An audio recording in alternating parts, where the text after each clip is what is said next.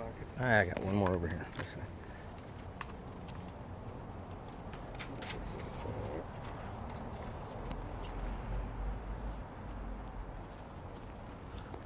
Thank you, sir.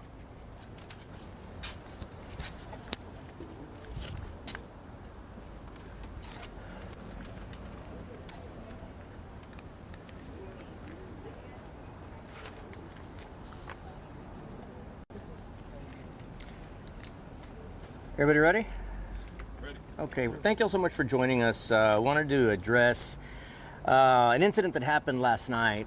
I mean, look, this has been a especially contentious election cycle. I think everybody can attest to that. I think everybody, media, voters, elected officials, candidates, would all just rather this whole thing end as soon as possible. And with that being said, we want to make sure that everybody's as safe as possible during the course of this election cycle.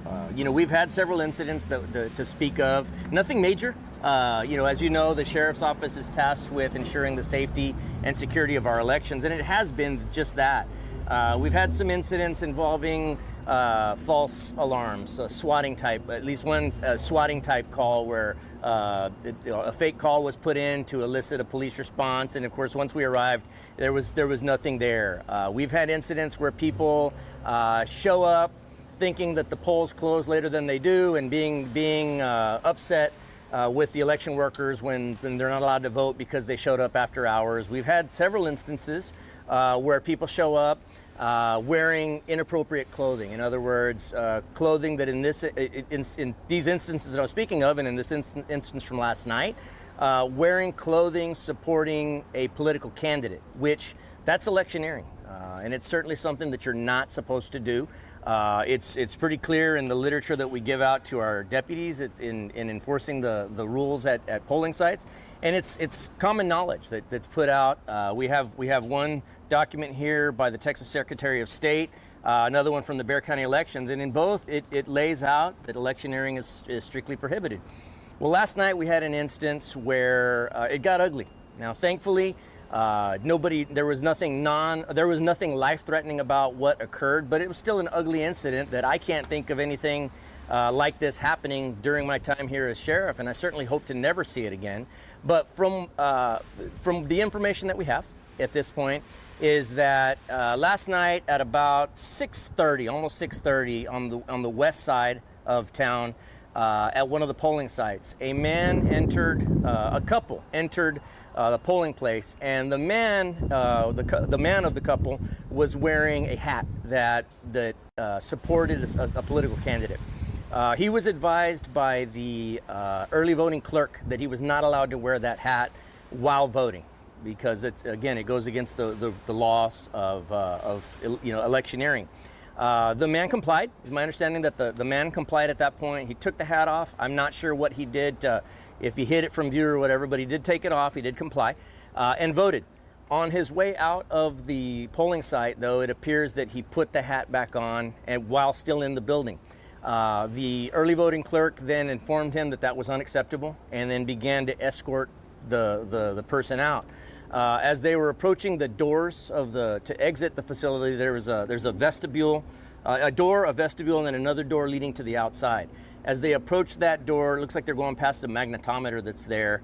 The suspect appeared to throw an arm back toward the victim. The victim was, I couldn't tell from what I saw if it connected. But then the victim seemed to push off of the suspect at that point. The suspect then turned and threw several punches right at the face of the victim. Now, the suspect in this case is a man in his early 60s, larger man, probably about, I'd say close to 6 foot tall, if I'm estimating based upon what I saw, 240, 250, not a small man. The victim in the case is an elderly man, 69 years of age, doing his job. He's an early voting clerk. Now, the fact that this assault occurred in a polling site within the city, the sheriff's office responded because it's an election related call for service. We responded. We took the report from the victim at that point, and then armed with the information that we had, we were able to track down the suspect to a residence. When we went to the residence, when deputies were out in front, my understanding is that the suspect came out of the residence and identified himself to the deputies as, I'm the person you're looking for. So the deputies then at that point brought the suspect downtown. He was questioned, and then he ended up being booked for injury to an elderly person, which is a felony charge. At the last check, that suspect is in the Bexar County Jail at the South Tower here, the building behind me. The victim, no worse for wear other than some marks to his face, but again, thankfully non-life-threatening injuries. Everybody's going to survive this. But I'm just using this as an opportunity to try to bring down the tone of what's going on out there. Look, nothing here is worth getting hurt for, going to jail for. This election's going to happen one way or another. In any particular race, one side's going to win, one side's going to lose. That's just the nature of things. But there's no sense picking up a criminal case, picking up a criminal history, or injuring or even killing somebody in the name of politics. It just doesn't make any sense. And so we're asking everybody to please, tone down the violence. It's just not something, there's no room for violence when it comes to the political realm. We just can't tolerate it. We can't allow it to happen. And so I'm just using this as an opportunity to remind everybody that we've got to cool things down a bit and not resort to that sort of thing, whether we agree with somebody or not, whether we disagree with somebody or not, whether they're wearing something from an opposing party. It's just not worth the exchange of words, the exchange of a dirty look, the exchange of hand gestures, or in an extreme example like this, exchange of blows. We just can't allow it to happen. Esta tarde nosotros estamos dando información tocante un arresto que pasó ayer después de un incidente en una oficina de votaciones. Aproximadamente a las 6:30 nosotros recibimos una llamada por un reporte de un hombre, un empleado de las elecciones que estaba allí. Él reporta que una pareja, un hombre y una mujer, entraron a votar. El hombre de la pareja tenía puesto una cachucha de un candidato en la elección. La víctima le dijo, mira, no puede tener esa cachucha puesta mientras que esté votando. El sospechoso sí cumplió con eso, se quitó la cachucha, votó, y luego ya cuando se iban, el sospechoso otra vez se puso la cachucha. Entonces la víctima, el empleado, empezó a llevarlo para afuera de la oficina sin tocarlo. Ya cuando iban de salida, se ve en el video que el sospechoso voltea, como que le avienta como que le intentó pegarle a la víctima. La víctima lo empujó y luego ya de ahí el sospechoso volteó y le pegó 2 veces, cuando menos 2, posiblemente 3 veces al hombre en la cara. El hombre la víctima es hombre anciano, tiene 69 años de edad y solamente estaba haciendo su trabajo él. El sospechoso es hombre grande, aproximadamente 240, 250 libras. Tiene él 63 años de edad, me parece, y él se fue de la oficina. Ya cuando nos hablaron nosotros, nuestros oficiales tomaron reporte, lograron identificar al sospechoso y luego de ahí fueron para una casa. Ya tocaron la puerta, el sospechoso salió de la casa, como que se rindió, les dijo que él sabía por qué estaban allí y que él era el sospechoso que ellos buscaban. Vino para acá con nuestros oficiales, hablaron con él y ya después de eso lo arrestaron por asaltar el anciano. De allí el hombre, no sé si ahorita, pero pienso que sigue aquí en la cárcel y ahorita está esperando ver un juez. Nomás le quiero recordar al público que por favor no hay para qué asaltar a alguien, hablar con alguien, insultar a alguien solamente por una elección. En cada elección un partido pierde, el otro partido gana, pero no hay para qué asaltar a alguien, tomar chances de matar a alguien o herir a alguien, y también no tomar chances de que una vaya a enfrentarse con cargos criminales. Entonces queremos que todo el público que se calmen y que por favor no siga esto, porque no hay lugar para violencia en las campañas políticas. Is there a different charge for assaulting an election worker? Well, that's what we're looking at now. In researching the topic, these poll workers have a lot of authority. In some instances, they've even got authority that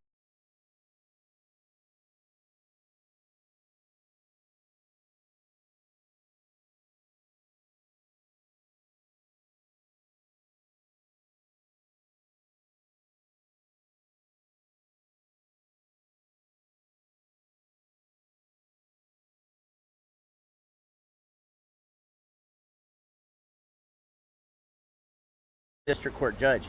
That's a lot of authority. And so, certainly that's something to look at. But aside from that, this is just a man doing his job. He's there performing a service for the citizens of Bexar County, and regardless of what the charge ends up being, there's just no sense in assaulting somebody simply for doing their job. Are you all, this individual was wearing a hat in support of former President Trump. Are you and your deputies expecting increased violence on Election Day by supporters of former President Trump? Well, we're hoping that nobody from either party, exhibits any sort of violence. Obviously, we're there to keep the peace. We're prepared to confront any violence, but we just assume that it not occur. That's why we're holding this conference to just remind everybody, look, there's nothing that's happening here is worth going to jail over. Nothing that's happening here in this political cycle is worth going to jail over, or sending somebody to the hospital, God forbid, or killing somebody. It's just not worth it. And so again, I would expect members of both parties and candidates from both parties to conduct themselves professionally. As we all know, this is just politics, and there's nothing here that necessitates getting angry, or, well, I guess you can get angry if you want to, but there's no sense in hurling insults, or demeaning anybody else, or resorting to violence toward anybody else. Said that there was going to be a peace officer at that location. Are there going to be other officers at other locations at this time? Well, so we've on every single day we've got deputies that are whose sole purpose it is to maintain security for our elections. I've got deputies all over the place right now. Now, with that being said, we have to walk a fine line as well, because we've got to be close to the point where we're there for security purposes, but we also can't give the impression that we're there to hover or try to intimidate anybody. And there's a fine line that we're asking our first responders to walk, to make sure that we're balancing out everybody's ability to vote, but to do so safely and securely. So that's what we're doing. We're just making sure. So to answer your question, yes, we will absolutely have deputies positioned throughout the county to make sure that there's security. If Ms. Callanan would like us to have folks closer to a certain location, we can certainly do that. But again, we don't want to give the impression that we're there to try to intimidate anybody. That's the last thing we want. Who specifically will be assigned to that site, the sheriff's deputy? Well, sheriff's deputies are who I'm in charge of. So I can tell you, if Ms. Callanan were to call me and ask me to send her an officer anywhere, all I can send her is a deputy. From my perspective, I have not received that request from Jackie asking for a deputy to be positioned anywhere. But certainly, I'd have to look at, again, that making sure that we're there to provide, or nearby to provide security, but we also don't want to hover or be intimidating. Are you adding more deputies to more locations? No, at present, I think we've got it covered. We've got several dozen deputies on a daily basis whose sole purpose it is they're not responding to calls for service. They're remaining free to be proactive, or to be able to respond to polling sites. So I don't anticipate adding a whole bunch of people. Again, we're trying to calm the situation down. Now, if things appear to be escalating, or if we do receive some intelligence from our intelligence side of the house that we need to step things up, then we absolutely will.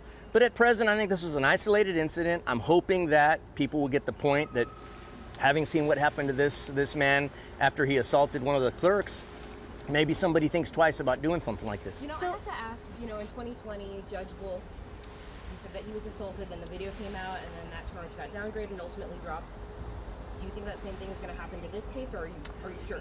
Well, nothing's ever certain in law enforcement. All we can go is based off what we saw on the video.